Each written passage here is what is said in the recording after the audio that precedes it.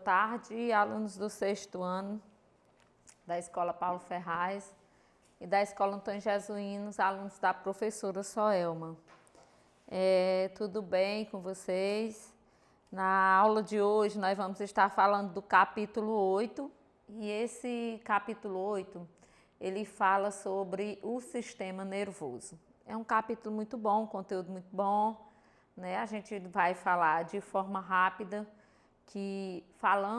a gente abre a imagem mostrando uma jogadora aí de tênis, né? A gente vê que ela só tem um braço, né? Participando aí no Rio de Janeiro em 2016, jogando tênis. Dá para a gente observar bem essa imagem, né? E na verdade vamos falar do que é o sistema nervoso, sobre os neurônios, sobre o impulso nervoso, como ele mesmo pergunta aí já no início, o que é na verdade impulsos nervosos, né? Eles dizem que os impulsos nervosos, eles são mudança que percorre os neurônios e transmite uma informação. E a gente vai estar vendo aqui a questão de que, na verdade, os nossos órgãos dos sentidos, eles captam essas informações aqui do meio ambiente, né? Essas informações, elas são levadas para o nosso sistema nervoso e depois elas serão todas analisadas, né? Então, ele diz assim, que o sistema nervoso, ele coordena nossas ações e reações e regula nossa interação com o ambiente, né? Ele atua, por exemplo, quando sentimos prazer ao comer uma fruta, né? E durante o raciocínio para resolver um problema matemático, em uma aula de música, na qual aprendemos a tocar um instrumento ou na escolha do momento certo para atravessar a rua. Além de receber e interpretar as informações provenientes do ambiente e de comandar nossas reações, o sistema nervoso, com o sistema endócrino, ele coordena os demais sistemas do corpo. Então, ele tem essa função, juntamente com o sistema endócrino, que foi um sistema que ficou do mês passado, eles dois coordenam, né, os demais sistemas do corpo humano. Na página 133, a gente vê aí meninos sentados à mesa, né, comendo, saboreando comidas. E aí ele diz assim, que imagine todas as reações desencadeadas no corpo de uma pessoa que escuta a frase, o almoço está servido. Nessa mensagem, ela é uma mensagem que ela chega no nosso ouvido, né? Ela é captada aqui por esse órgão da gente e depois essa mensagem, né? Ela é transmitida ao sistema nervoso e o sistema nervoso ele vai analisar essa informação e comanda uma série de ações. Por exemplo, na hora que você diz, né, a comida está na mesa, né, você ouviu, analisou a mensagem e aí a partir dali você já sabe que tem que tomar algumas atitudes, como por exemplo, lavar as mãos antes de sentar à mesa, né? A partir do momento que você sentar à mesa, vai comer, vai mastigar o alimento direitinho. Então na verdade são essas ações, né, que o nosso sistema nervoso ele capta e manda essa mensagem para a gente e a gente obedece os comandos do sistema nervoso, que você deve sentar à mesa, deve mastigar bem o alimento, saborear a comida, né, conversar com pessoas ao redor, como a gente está vendo aí na mesa.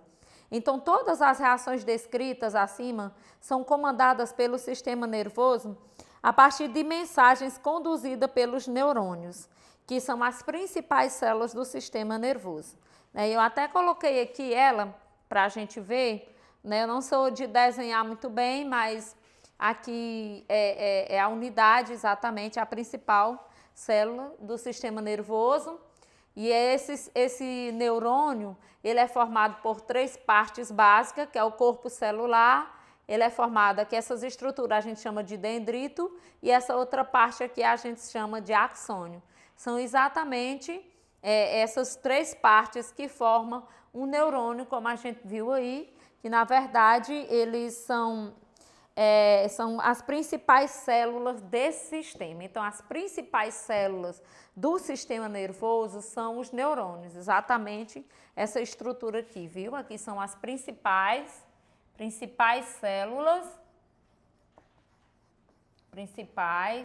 células do sistema nervoso, viu?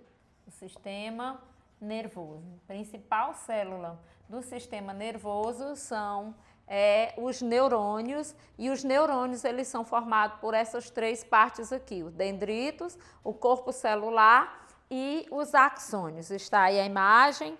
Observem que essa imagem ela mostra parte do sistema nervoso, começa pelo encéfalo, depois a medula espinhal e embaixo também ele mostra os nervos, né? Tem uma imagem aí mostrando essas três estruturas.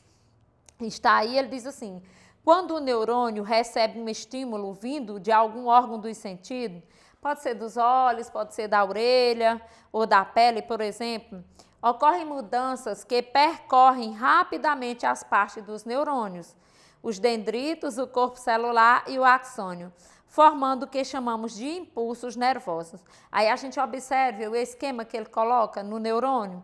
Órgão do sentido, por que o órgão do sentido? Porque os órgãos do sentido são exatamente eles que vão receber as mensagens aqui do meio.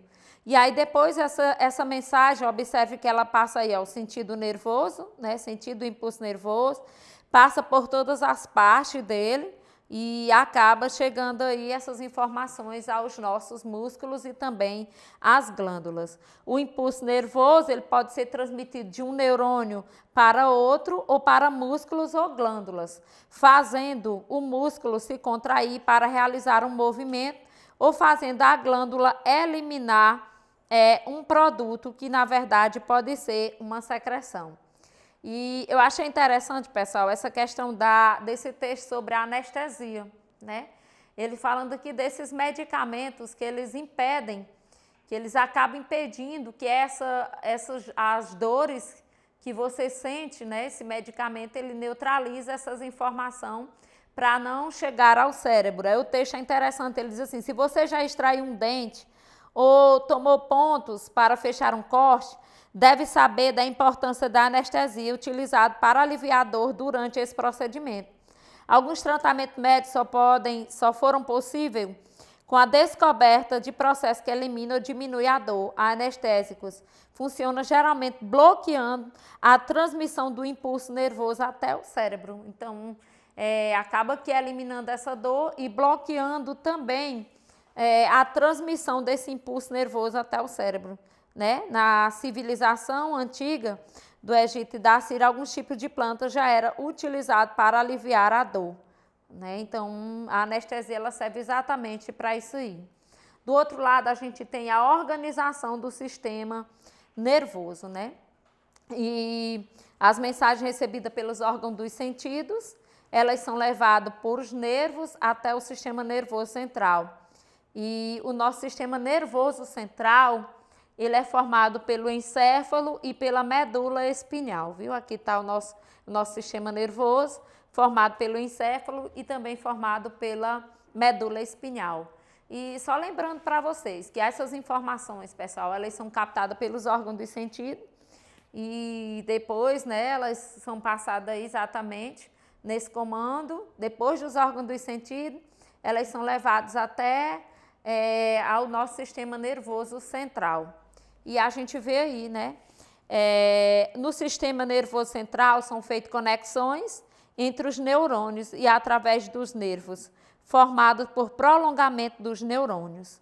O conjunto de nervos que recebe mensagem e conduz às respostas é chamado de sistema nervoso periférico. E vamos conhecer um pouco mais sobre algumas partes do sistema nervoso. A gente só vai falar rapidamente dela. Começando aí pelo encéfalo, né? E no encéfalo há várias regiões, e o encéfalo é memórias, emoções, sede, fome, linguagem, inteligência, controle sobre boa parte do que fazemos. Tudo isso depende do nosso encéfalo, que ela é representada por uma massa cinzenta protegida pelos ossos no nosso crânio. Tem uma imagem aí mostrando para vocês, né, todas as partes aí do encéfalo.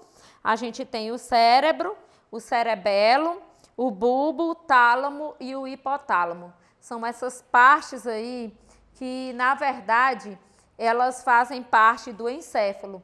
E cada parte dessa daí, ela tem uma função específica dentro do nosso corpo. Observe, ele pegou o desenho da cabeça, né? Mostrando aí pra gente a primeira parte, que é o cérebro. Depois, o cerebelo, olha a outra estruturazinha chamada de cerebelo aí. O tálamo, o hipotálamo, ainda colocou a glândula aí, que é a hipófise e o bulbo. Aí ele diz que a função do cérebro, ela é a maior parte do encéfalo. No cérebro estão as áreas responsáveis pelos sentidos, que é a visão, audição, olfato, tato e gustação. E também pela linguagem escrita e falada, pelo raciocínio e pela aprendizagem, pela memória e pelo controle voluntário dos músculos. O cerebelo, é interessante essa parte, ele controla a postura, o equilíbrio do corpo e coordena os movimentos. Por exemplo, alguém, quando ele consome o álcool um pouco, né, além da quantidade, ele acaba que o álcool é um dos órgãos que ele acaba atingindo, é o cerebelo, e por isso acaba provocando um desequilíbrio que dá, né, a pessoa que bebeu, que consumiu álcool, aquela formato de uma pessoa bêbada e que ela não tem equilíbrio porque o álcool atinge exatamente essa parte que ela é responsável pelo equilíbrio. Depois a gente tem o bulbo, que ele controla a parte involuntária da respiração, dos batimentos do coração e pressão do sangue. Ou seja, a parte involuntária é aquela parte que, dependendo ou não da nossa vontade, ela vai estar acontecendo. Por exemplo, mesmo dormindo eu vou continuar respirando, mesmo dormindo meu coração vai continuar batendo, meu sangue vai continuar circulando, né? Então, o bulbo é responsável por isso. O tálamo, ele recebe mensagem dos órgãos dos sentidos e transmite para as regiões apropriadas do cérebro. Então, é responsável por receber essas mensagens aqui dos órgãos do sentido. Por exemplo, eu estou olhando para aquela cadeira e se alguém me perguntar, né, eu vou saber dizer que aquela cadeira ela é azul. Eu sei diferenciar, né? Essa mensagem ela vai para o meu cérebro, né? Ela recebe, o tálamo recebe essa mensagem aqui do meu olho que viu e transmite para as regiões apropriadas do cérebro e eu vou saber diferenciar e dizer que aquela cadeira ela tem a cor azul. O hipotálamo, entre outras funções, controla a temperatura do corpo, controla a digestão, a sede, a fome e como bulbo os batimentos do coração e a pressão do sangue. Tá certo? Então, aí são as partes do encéfalo. Do outro lado, a gente tem a questão da prevenção de acidente. Vocês estão vendo um texto, pessoas com capacete, né? E o capacete, ele serve exatamente para proteger contra queda, né? Para evitar que venha bater a cabeça e que prejudique esse órgão de forma tão especial. A gente vê aí também a medula espinhal e, na verdade, a medula espinhal, ela é um cordão formado por tecido nervoso com cerca de 40 centímetros de comprimento e esse cordão, observe que ele fica protegido pelas vértebras, né? Aí da nossa coluna vertebral, ela fica protegida pela coluna vertebral. Muitas reações automáticas, chamadas atos reflexos ou simplesmente reflexos, não passam pelo encéfalo, mas são comandadas pela medula. É o que acontece, por exemplo, quando a gente toca um objeto quente ou quando a gente toca um objeto frio, né?